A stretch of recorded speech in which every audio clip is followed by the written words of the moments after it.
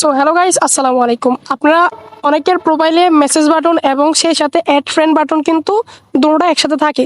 তো আপনারা অনেকে চান যে আপনাদের প্রোফাইলে কিভাবে জাস্ট মেসেজ বাটন শো করাবেন, অর্থাৎ অ্যাড ফ্রেন্ড বাটন শো করাবেন না, অর্থাৎ আপনাদেরকে কেউ ফ্রেন্ড রিকোয়েস্ট পাঠাতে পারবে না। জাস্ট আপনাদের প্রোফাইলে থাকবে শুধুমাত্র মেসেজ বাটন। এই যে দেখতে পারতেছেন আমাদের এখানে কিন্তু অ্যাড ফ্রেন্ড বাটন এবং সেই সাথে মেসেজ বাটনও আছে।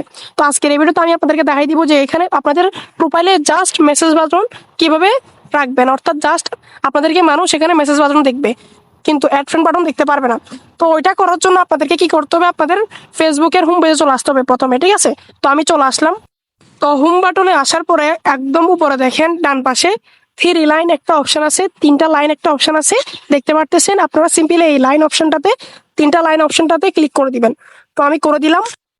তো এখানে ক্লিক করার পর এখানে দেখেন আপনাদের সামনে আরেকটা নতুন ইন্টারফেস চলে আসবে। তো এখন কি করবেন, আপনারা একটু নিচে আসবেন। নিচে আসার পরে এখানে দেখেন সেটিংস একটা অপশন আছে, এই সেটিংস অপশনে ক্লিক করে দিবেন। তো গাইস দেখতে পাচ্ছেন সেটিংস অপশনে ক্লিক করার পর আপনাদেরকে আরেকটা পেজে নিয়ে আসবে। তো এখন কি করবেন, নিচে স্ক্রল করবেন। স্ক্রল করার পর দেখেন এখানে ফলোয়ার্স এন্ড পাবলিক কন্টেন্ট নামে একটা অপশন দেখতে পারতেছেন। আপনারা সিম্পলি এই অপশনটাতে ক্লিক করে দিবেন। তো আমি করে দিলাম। তো করে দেওয়ার পর আপনাদের সামনে দেখেন এখানে আরেকটা পেজ চলে আসবে। তো এখানে আসার পর দেখেন এখানে সবার উপরে হু ক্যান ফলো মি একটা অপশন দেখতে পারতেছেন। ওইটার পাশে দেখেন পাবলিক একটা অপশন আছে। আপনারা সিম্পলি এই পাবলিক অপশনটাতে ক্লিক করে দিবেন। তো পাবলিক অপশনে সিলেক্ট করার পরে দেখেন এখানে কিন্তু আপনাদের সামনে দুইটা অপশন আসবে। এখানে আপনাদের সবার পাবলিক অপশনটা সিলেক্ট থাকবে। আপনারা এখানে ফ্রেন্ডস এই অপশনটা সিলেক্ট করে নেবেন, ঠিক আছে? তো আমি দেখতে পাচ্ছেন করে নিলাম। তো ফ্রেন্ডস এটা সিলেক্ট করার পরে আপনারা একটু ব্যাগ আসবেন। ব্যাগ আসার পরে দেখেন এটার উপরে দেখেন how people find and contact you একটা অপশন দেখতে পারবেন। এই যে দেখতে পারতেছেন মানুষের চিহ্নওয়ালা, এই অপশনটাতে ক্লিক করে দিবেন। তো ক্লিক করার পর আপনাদেরকে আরেকটা ইন্টারফেস নিয়ে আসবে আপনাদের সামনে।